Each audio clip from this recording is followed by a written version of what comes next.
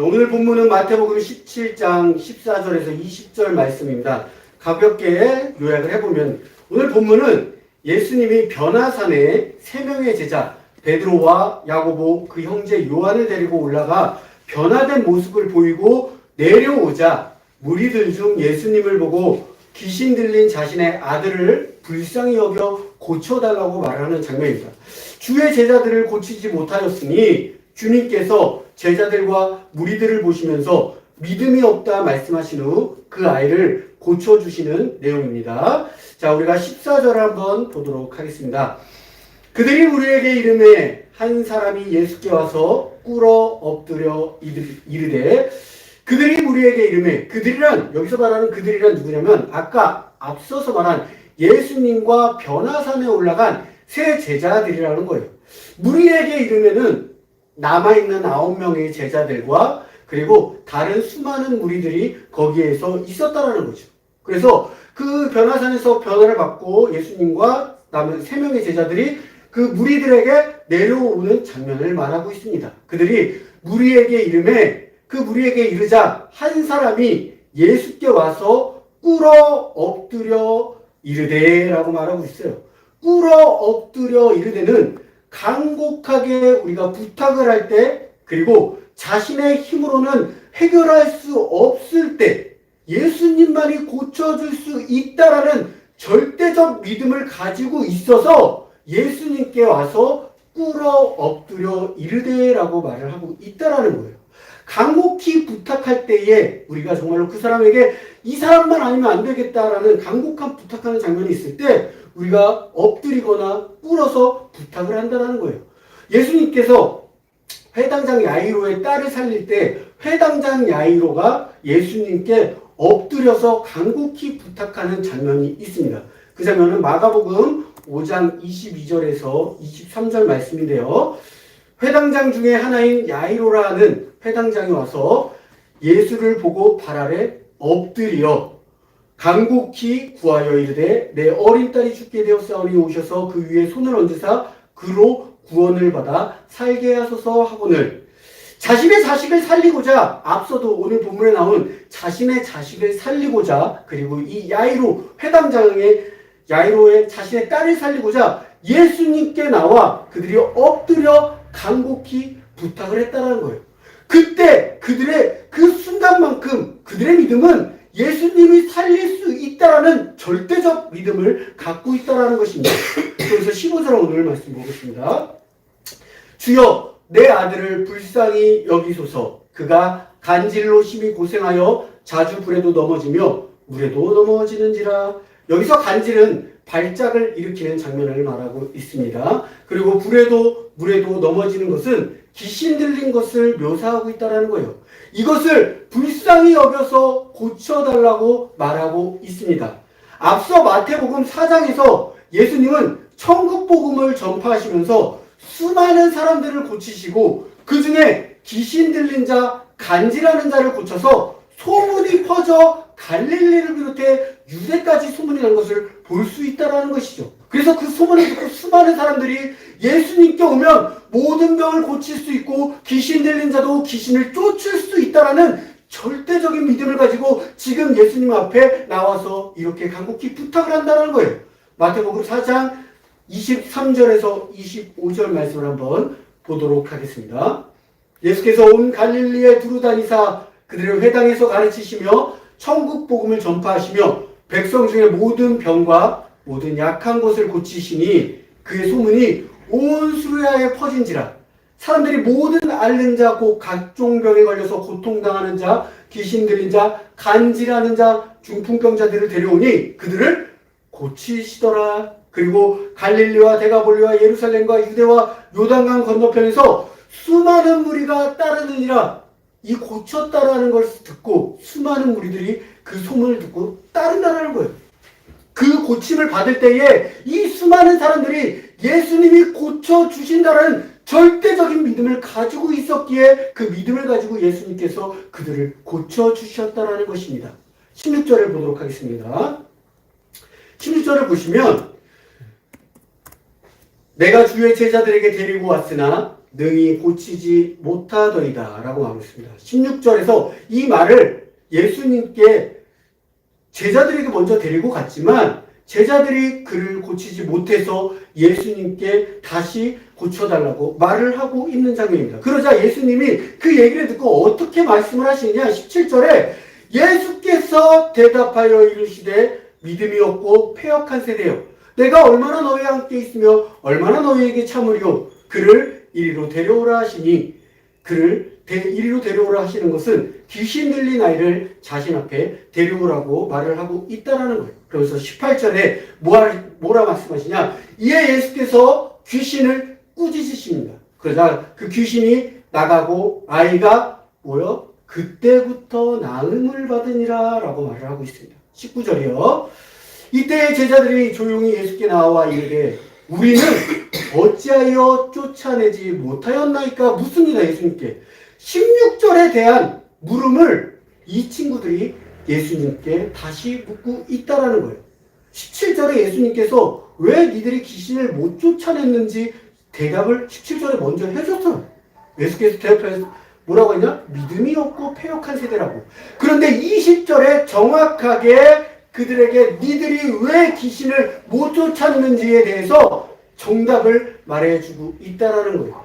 이르시되 너희 믿음이 작은 까닭이니라. 진실로 너희에게 이르노니 만일 너희에게 믿음의 겨자씨 한 알만큼만 있어도 이 산을 명하여 여기서 저기로 옮겨지라 하면 옮겨질 것이요 또 너희가 못할 것이 없으리라 라고 말을 하고 있다라는 것입니다.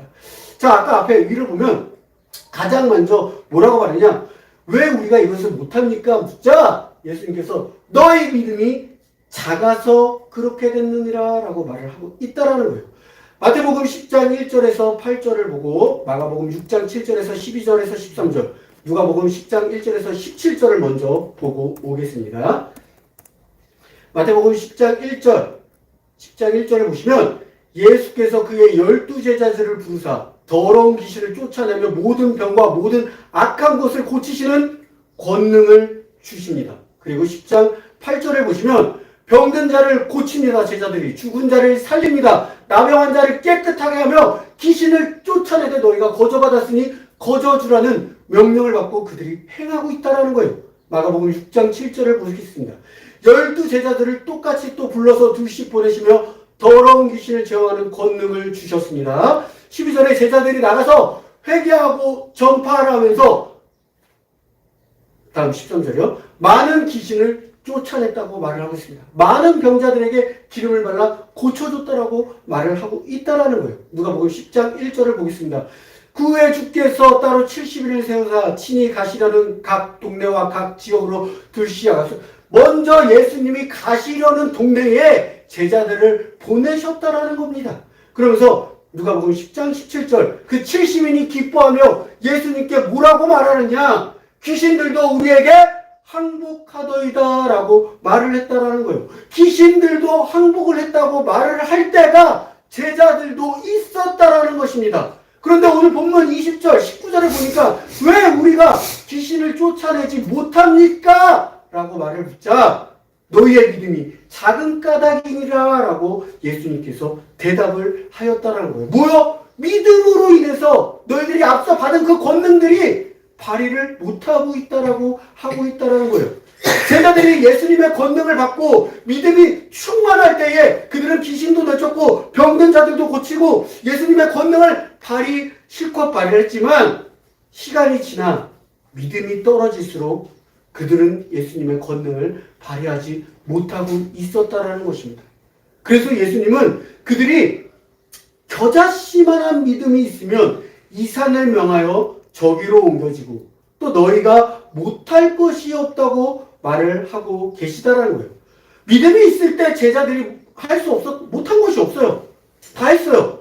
지금 야이로의 회당장 야이로가 자신의 딸을 살려달라고 예수님께 찾아갈 때 지금 귀신 들린 아이가 아버지가 예수님을 찾아가 아이를 살려달라고 할 때 그때 그 믿음을 가지고 나가면 예수님께서는 못할 것이 없다라고 하면서 그들을 살려줬다라는 거예요. 근데 제자들은 왜 못 살려줬냐? 바로 믿음이 없어지고 있음을 말해주고 있다라는 거예요. 그 전에는 너희들이 나에게 권능을 받았을 때 나는 할 수 있어.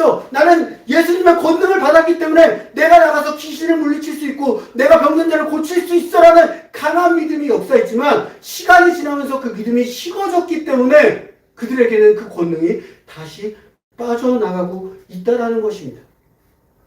그래서 우리도 예수님께서 겨자씨만한 믿음을 가지고 있으면 이 20절 밑에 끝에 뭐라고 하냐? 지금 앉아있는 이 제자들뿐만이 아니라 우리에게도 너희가 못할 것이 없으리라 라고 말을 하고 있다라는 거예요. 너희가 겨자씨만한 믿음을 가지고 있으면 이 산을 명하여 여기서 저기로 옮겨지라면 옮겨질 것이라. 문자 그대로 이 산을 옮길 수 있어 저 산을 옮길 수도 있지만 예화로 말씀하신 겁니다. 그렇게 능치 못한 것을 너희가 너희의 힘으로 하는 것이 아니라 나를 믿고 의지해서 기도를 한다면 그 믿음으로 인해서 너희가 못할 것이 없으리라 라고 예수님께서 말을 하고 있다라는 것이죠. 그들의 믿음이 점점 떨어져 가고 있는 것을 볼 수 있다라는 거예요.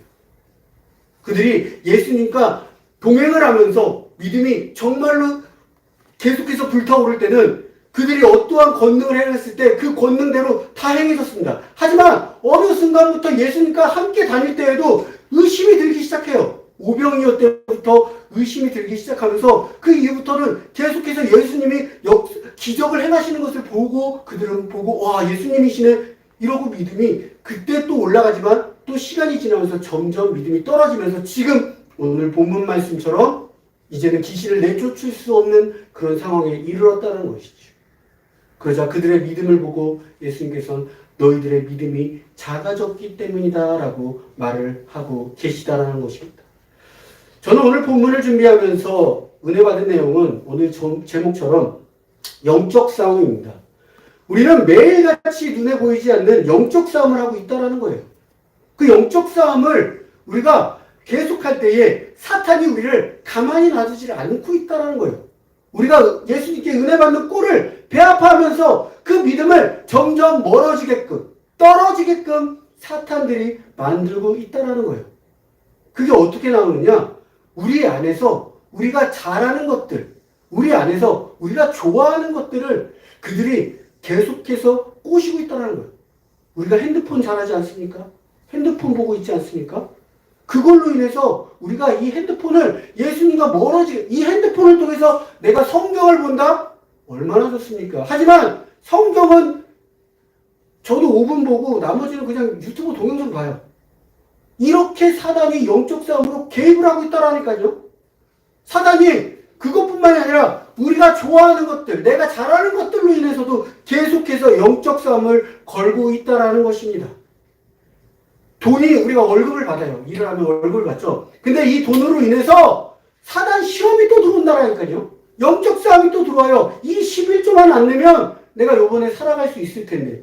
이 11조만 안 내면 내가 이번 한 달은 그래도 버틸 수 있을 텐데. 내 월급이 오르면 내가 가지고 있는 카드값을 다 메꿀 수 있을 텐데. 하지만 그렇지 않아요. 월급이 막상 올라도 늘 빚에 허덕이고 11조를 안 낸다고 해서 그 11조를 안 낸 걸 가지고 우리가 써도 늘 빚에 허덕이고 있다는 거예요. 사단 마귀가 이런 것들로 우리를 계속해서 꼬임을 하고 있다는 것입니다. 아주 야금야금 우리에게 예수님의 가고자 하는 마음들을 갉아먹고 있다는 거예요. 그래서 내 안에 주인이 예수님이 아니라 어느덧 보면 내 안에 사단 마귀가 내 안에 주인이 돼 있고 또 어느덧 보면 내 스스로가 예수님이 아닌 내가 할 수 있다라는 마음을 가지고 가고 있다라는 거예요. 베드로가 정확히 이 모습을 어떻게 보여주느냐? 베드로가 예수님을 만나서 무리를 걷고 싶습니다. 자, 나를 보고 따라와라. 자, 무리를 걷는 장면이 나옵니다. 하지만 그 옆에 순간 바람으로 인해 믿음이 흔들리고 바다에 빠지는 장면을 마태복음 14장 28절 31절에서 볼 수 있습니다.